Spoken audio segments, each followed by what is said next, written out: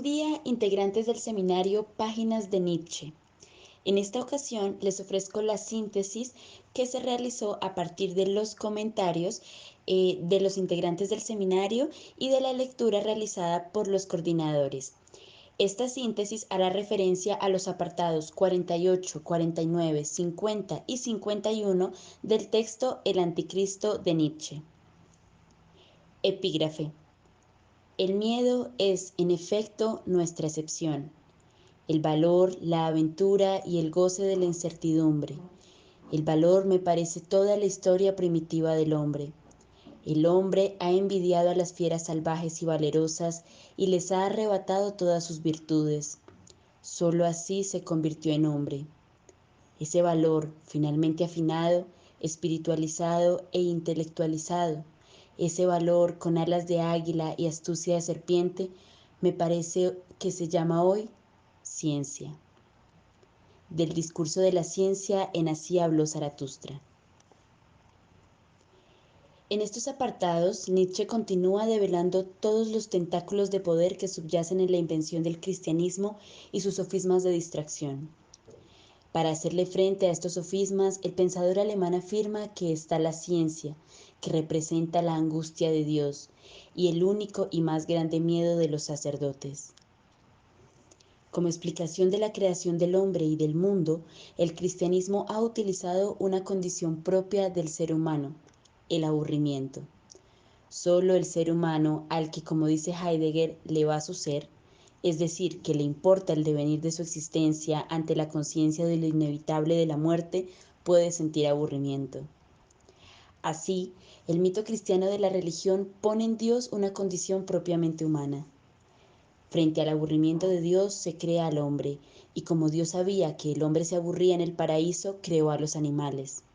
Ahí comienzan los fallos de Dios. El hombre no se entretenía con los animales, sino que quería dominarlos. Así que Dios creó a la mujer, y ese fue su segundo y más grande fallo, porque de la mujer y de su capacidad transgresora viene la ciencia. Fue a través de la mujer que el hombre probó el fruto del árbol del conocimiento. Eva es la representación de la ciencia y el pecado en la medida en que involucra un ser pensante, que indaga y que sospecha. Eva es la desobediencia. Pero además, Eva representa la otredad, que es clave para el conocimiento, pues establece la posibilidad de lo dialógico. Por eso nos explica Nietzsche, el cristianismo no promulga la diferencia, sino una igualdad como entiende el cristianismo la igualdad no desde lo más alto, sino desde la decadencia. Del aburrimiento, del tener tiempo, surgen las preguntas y la curiosidad, que abren la puerta a la posibilidad de la creación. El hombre se convierte en un rival de Dios mismo. La ciencia vuelve iguales a los hombres con Dios. El temor de Dios es la independencia del hombre. Este planteamiento hace importantísimo lo dicho por otro de nuestros maestros de la sospecha, Marx, que reclama el derecho al ocio, al tiempo libre para pensar. Ese derecho que niega el sistema capitalista que, por el contrario, nos envuelve y crea las condiciones necesarias para que estemos siempre inmersos en el ámbito del trabajo y que no nos sean posibles otras formas de vivir nuestra existencia. Volviendo al tema de la ciencia es lo prohibido en sí, el primer pecado. Lo que está prohibido es la aspiración a conocer, la aspiración a acercarse a la verdad, y la moral cristiana está erigida sobre ese mandato del no conocer. La ciencia implica mirar fuera de sí, salir del mundo interior para habitar el mundo real, reconocerse como parte de ese mundo y por tanto negar esa separación que requiere el cristianismo entre el alma y el cuerpo. Ante ese peligro, Dios expulsa al hombre del paraíso, en el cual era posible tener tiempo para el ocio y por tanto para el pensamiento. Para conocer hay que tener tiempo. Con esta expulsión se le impedía al hombre la posibilidad de pensar. Ahora debía sobrevivir en un mundo difícil y sin la protección de Dios. Debía procurarse los medios para su subsistencia.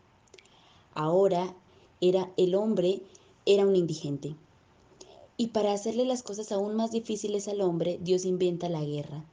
Ya no hay que luchar sola contra las inclemencias de la naturaleza, sino también hay que luchar contra otros hombres. Pero incluso en la guerra, el hombre no deja de hacerse preguntas. Incluso en esos momentos de decadencia, de inmenso dolor y sufrimiento para muchos, hay hombres que continúan haciendo esfuerzos por comprender, por pensar, por crear mundos. Hombres en tiempos de oscuridad, dice Hannah Arendt. La ciencia descubre un peligro mortal para Dios, el concepto de causalidad. La relación causa-efecto que le da un margen de posibilidad y de responsabilidad al hombre sobre sus propios actos, sobre el devenir de su propia vida, pero también le muestra que hay cosas que están por fuera de su control. Esa relación causa-efecto es la que en el cristianismo se transforma en pecado, castigo, culpa, redención, perdón. Eso en un ciclo interminable. Como afirma Freud en su conferencia En torno de una cosmovisión, el sistema de recompensas y castigos que la religión atribuye al gobierno del mundo no parece existir, y es por eso que es necesario que la fórmula no se quede solamente en el castigo y la culpa, sino que avance hasta la redención y el perdón. En la forma en que se expresa esta última relación, el cambio que hace el cristianismo, marcada por el sufrimiento como consecuencia última y deseada, el sacerdote, como mediador entre Dios y el hombre, se hace indispensable, porque en el pecado todos somos iguales, todos somos potencialmente pecadores, y la necesidad del sacerdote como representación de la redención se universaliza, porque al destruirse el concepto de causalidad, lo que se necesita es un Salvador, alguien que nos ayude a recuperar la gracia perdida por nuestras acciones desobedientes, alguien que piense por nosotros. Y esto último es lo que Nietzsche llama el máximo crimen contra la humanidad, porque hace imposible la ciencia, la cultura y cualquier posibilidad de tener un espíritu elevado.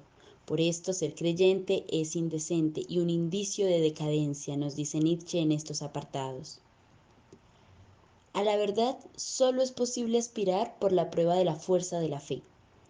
La fe que entra siempre en el mundo de las promesas y de promesas de las cuales nunca es posible obtener evidencias de cumplimiento. Esto, de nuevo, traza una lógica argumentativa completamente lejana de cualquier intento real por aspirar a la verdad. Se trata de la lógica que comienza con la fe.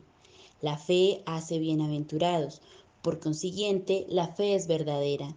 Y, por consiguiente, la fe es criterio de verdad y, por último, se toma como prueba el placer.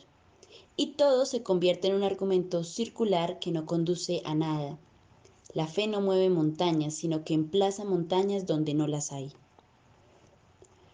En este punto, Nietzsche hace un reconocimiento muy importante de lo que ha implicado para algunos hombres esa lucha por, a pesar de estas condiciones tan desfavorables, conquistar o acercarse a la verdad.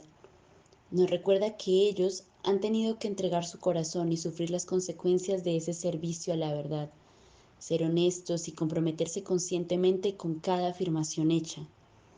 Y aquí, como ejemplos de este tipo de hombres, que hay muchos, tenemos a nuestros tres maestros de la sospecha, Nietzsche, Marx y Freud.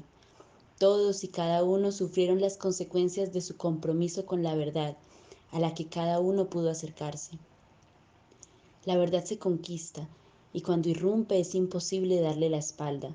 Lo trastoca todo, lo transforma todo. Ante el llamado y el deseo de buscar el conocimiento, lo que llamó Balzac la búsqueda del absoluto, no es posible permanecer impávidos e indiferentes. El asombro, como retomó en un escrito sobre este tema uno de nuestros compañeros de la escuela, es la raíz de todo auténtico comprometerse con la vida. Da lugar a una vida transfigurada que es capaz de desarrollar proyectos y que se sostiene en una atención continua en torno a todo lo asombroso. Nietzsche nos recuerda también algo que nos había planteado en apartados anteriores a propósito de los sacerdotes. El cristiano tiene necesidad de la enfermedad, y ese es el objetivo de la Iglesia, su intención oculta, enfermarnos, y que nuestro mundo interior, ese que es el resultado de la separación del hombre con la realidad, sea el reflejo de la intranquilidad y del desasosiego, del Dios que requiere para poder habitar esa casa, calmarla, Se necesita que nos habite la intranquilidad para que haya necesidad de un Dios que la calme. El hombre paga la entrada al más allá con su tranquilidad y con su goce. Convertirse al cristianismo es tomar la decisión de enfermarse, renunciar al cuerpo para limpiar el alma. Y como nos había planteado el pensador alemán, el éxito del cristianismo, su capacidad de diseminarse por todo el planeta, está precisamente en su posibilidad de dirigirse a los desheredados de la tierra. Por eso el pueblo judío, un pueblo sin tierra, sin un lugar que heredar, perseguido por todos, es el pueblo perfecto para ser el pueblo elegido de Dios. La base del cristianismo, su principal fuente nutricia es el rencor. Es la decadencia de esa moral de los esclavos que encuentra en su sufrimiento lo divino. Vale aquí recordar a Estanislao Zuleta, quien reflexionando sobre aquello que posibilitó el pensamiento griego, reformula la frase de que la verdad nos hará libres y propone que se trata de todo lo contrario, que es la libertad la que nos hará verdaderos. Es la libertad la que nos obliga a tener que demostrar y a no refugiarnos en una autoridad. Zuleta también nos recuerda que la ciencia, en esta búsqueda de la verdad, entiende de forma muy diferente al cristianismo el concepto de igualdad. Entiende más bien que solo a un igual se le demuestra, se le pide permiso para proponer hipótesis y se le reconoce como un otro en capacidad de refutar nuestra verdad. Esa es una de las exigencias del racionalismo. Les agradezco mucho su atención y espero que esta síntesis contribuya a la lectura de cada uno de ustedes de este texto de Nietzsche, El Anticristo. Muchas gracias.